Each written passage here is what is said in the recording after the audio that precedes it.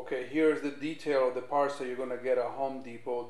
These are most of the parts. There is another couple of things such as a knob and whatever that I will give you the detail later. But as you can see here, there's the cap, the plug, the bushing, and the threaded rod right here, and the flange, washers and nuts. All that is, you know, less than $20. Now if you have to buy the tap, like I had to buy the tap, the 5/16/18 tap, that's $7. That's a big chunk of the budget for this project, because you know everything else together is probably $10–11. So this alone, the tap is $7. But if you have one already, then don't need to buy it. Okay, the idea here is to try to duplicate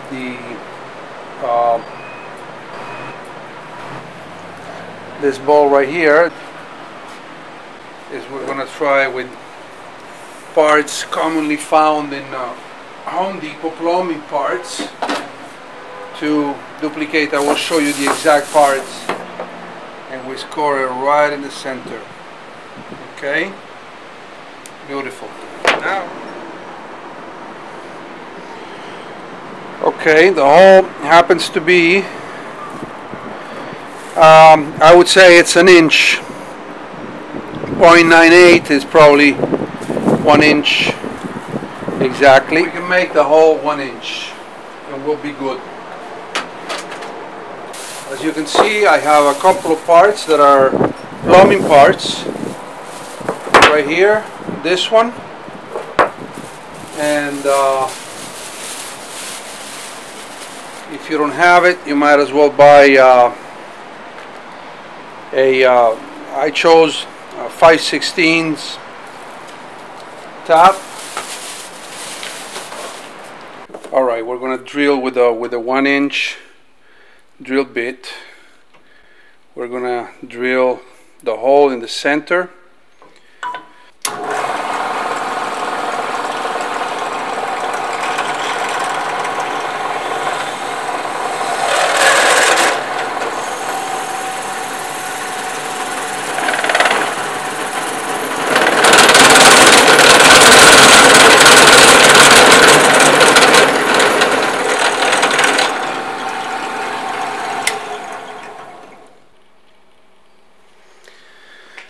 Okay, here is where we cut the little piece that it could be a piece of pipe, a 2-inch pipe, or the piece I'm using, it doesn't matter.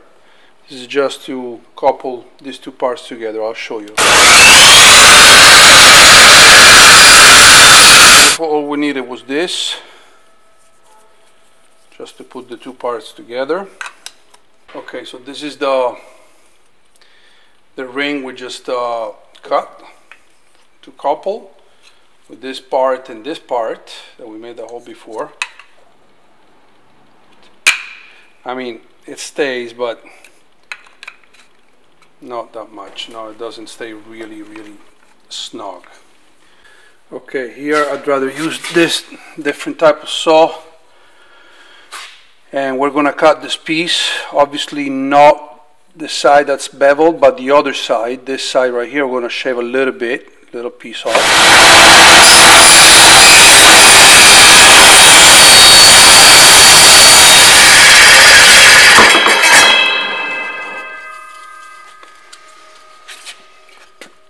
Okay, I think that did it. Okay, so now we ended up with the 3 pieces. Okay, which is, one is this, the one we cut. It's slightly uneven over here, but it doesn't matter. This is not gonna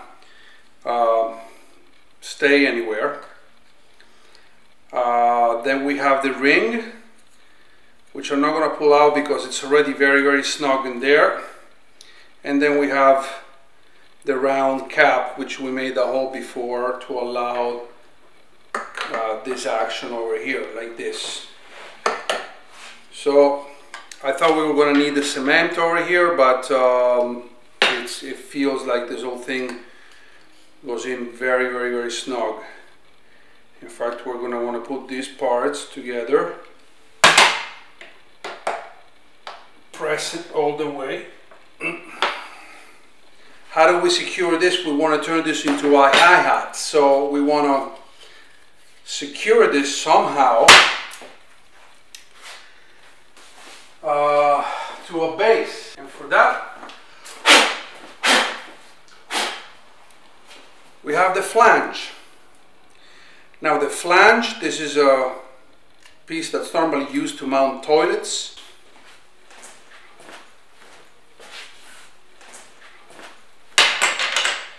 I don't know anything about plumbing, but I just went to the PVC department in Home Depot and looked at parts and stuff and figured this out. Okay, so now what we want to do is basically put this in here and then secure it. First of all, we don't want it that deep in. We actually want it flush like this, and then we want it really tight. So what we're going to need to do here is cut some cuts over here. Okay, if you have a choice, you know, use a Dremel. Obviously you need to have your tools to be able to accomplish this. You know, it's not that you have to have a Dremel, but it'll definitely help. It'll make the job a lot easier.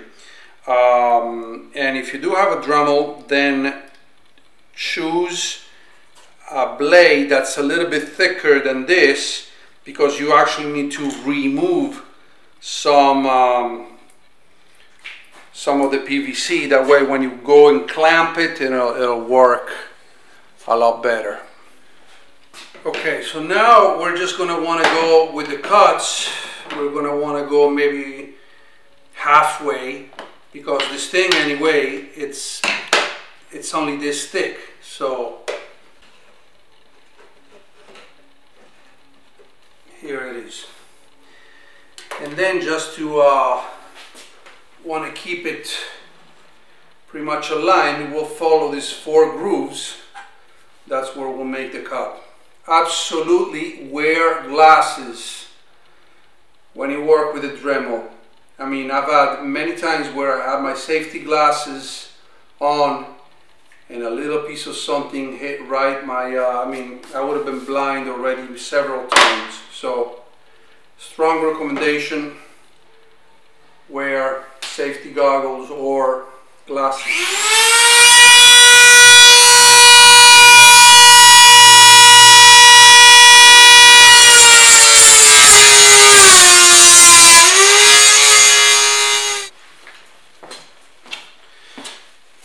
Okay, so now we made the 8 cuts. Alright, here we go. We're going to put the clamp, just I would say about 1/8 of an inch underneath the edge. Even. So this part I would say is finished, but now we have to create a base for this thing to screw onto. And my idea, and I cannot finish the project today because I don't have the plate that I'm going to order.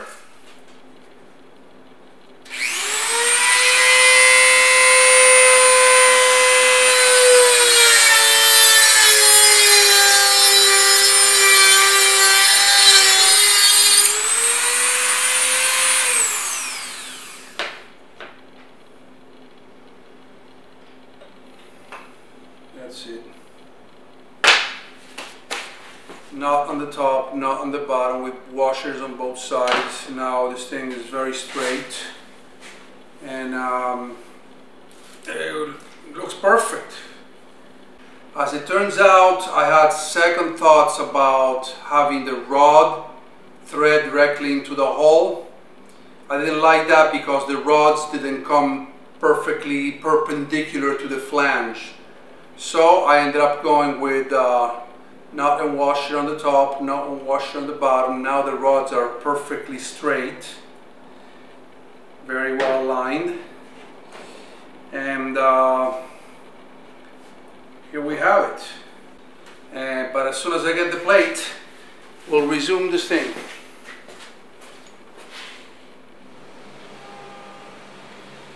Okay, so this is what you're going to end up with. You can see over here all of the elements, the plate. You're going to get this plate on eBay. I've already threaded, all the 1/4 inch are already threaded. I made a few 3/8 also, they're not threaded yet. But this is basically what you end up with. And I will show you now the individual parts. Okay, there is basically 4 main parts, which are the flange. This is it, the flange. The flange is the only part that basically does not get modified at all, or very little. The only thing that you're going to do to the flange is you're going to cut the 8 slots so the hose clamp can actually tighten the hole. Then you got this part, and you're going to end up with 27 millimeters. This is going to be 27 millimeters high. Then you got the ring, the interconnecting ring. To connect these 2 parts, you're going to have a ring, and this ring is 18 millimeter. The height of the ring, 18 millimeter, and 10 millimeter is going to be sticking out. Basically 8 millimeter will be recessed and 10 millimeter will be sticking out. And then you have this part right here, which is basically the same as this, except that it's cut and there is a hole, a 1-inch hole. And this is going to measure 31 millimeter. 31 millimeter from top to the bottom edge, 31 millimeter. Once you got these parts, you put everything together like this. They are nice and snug. You're not going to need to use the cement to tighten everything down. And this is it. Then basically you drop this in here, and you're going to tighten the clamp, and you got your plate, your rods, your nuts over here, top and bottom, to hold the flange in place. Everything is really solid. These holes are threaded, the 4 holes, and then all the other holes are either 1/4 inch threaded or 3/8 threaded, you know, which is your the 2 standards. And now I will show you how this thing balances your video head. I will demonstrate how this works. First of all, you're gonna have your convex washer. This is very important to make sure that no matter the angle that you position your head, you can position the head whichever way you want, whichever angle you want. This washer made like this is what's going to keep it firm in place. Okay, now this, you obtain this washer with another piece like this, it's only $2 or something like that, and you're gonna cut like see, this used to be like this. Basically these are the same 2 pieces, and you're just gonna shave off right where it starts beveling. You shave off this part. you make a hole first and then shave it off. And here you got the washer. So you're gonna put the washer underneath. You see there is a little piece of screw sticking out. And then I order a knob actually to go in here. I don't have the knob right now, so I'm gonna be using this job right here just for demonstration purposes, and I will show you how it works. Okay, so you're gonna level it, you know, with your level.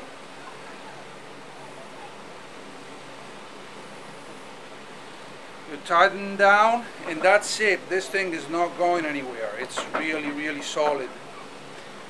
You can also do the same thing at an angle, of course. That's what this is all about. See, I can angle it like this, and again I tight it, make it tight, and again this is not going anywhere. Very, very solid. It's not moving.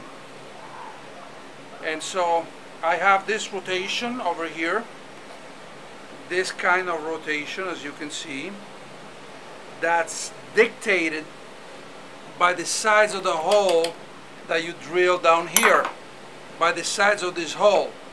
That's what dictates the rotation.